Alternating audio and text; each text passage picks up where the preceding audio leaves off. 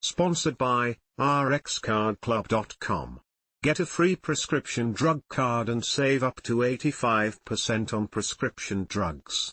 rxcardclub.com. Delaying fibroid diagnosis put my life in danger. This article is part of Uterine Fibroids and Black Women, a destination in our health divide series.r/n/r/n/Couresty of Nkem Osian/r/n/r/n Nkem Osian works for the Federal Office of Rural Health Policy. She serves as secretary for the White Dress Project.r/n/r/n You have a blood level not conducive to life. /r/n/r/n That's what the doctor told me after looking at my blood work. It was 2015, and I was 29 years old. After months of heavy menstrual bleeding, I had finally gone to the doctor to get to the bottom of my issues. This was the beginning of my journey with uterine fibroids. /r/n/r/n As a Nigerian American, talking about reproductive health was always taboo. Although I knew that my mother and sisters had experienced heavy periods, it wasn't something that we ever really discussed. So when my periods started changing in my late 20s, I felt like it was just part of being female. /r/n/r/n But it wasn't. Rather than just a heavy flow, I was bleeding for 2 weeks at a time, sometimes with significant spotting in between cycles. There were many times when I would bleed through my clothes on the train from my home in New Jersey to my office in New York. It was humiliating, but what could I do? That was just my life. /r/n/r/n And then there were the clots. They were the size of my fist and very painful to pass. They came consistently. Still, I shrugged it off.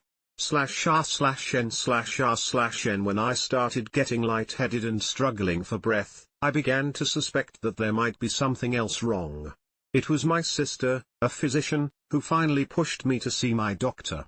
/r/n/r/n We had attended church together on a weekend when she was in town. After the service was over, I stood up, and to my horror, the seat was soiled. We cleaned it up quickly, but my sister was understandably concerned.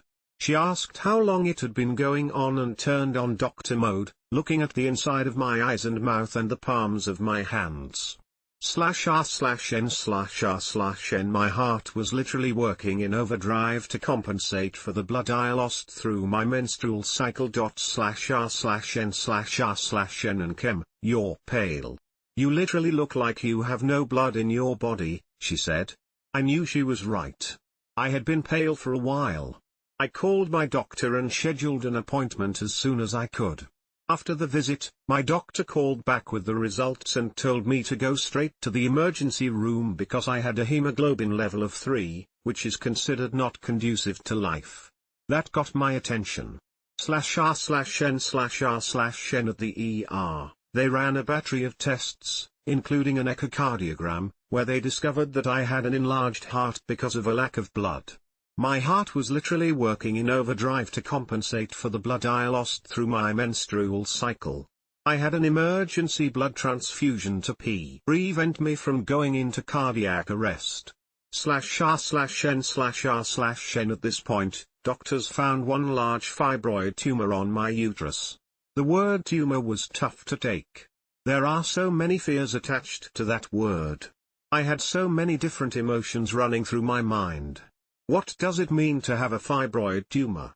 /r/n/r/n Luckily, it didn't mean much at the time.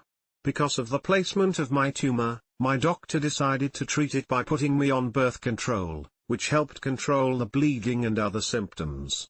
Then they told me to watch it and wait. Which I did. /r/n/r/n I was on oral birth control until 2017, when I switched to the Depo-Provera shot.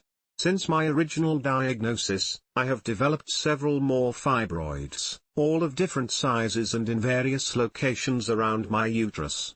I honestly don't know how many I have right now.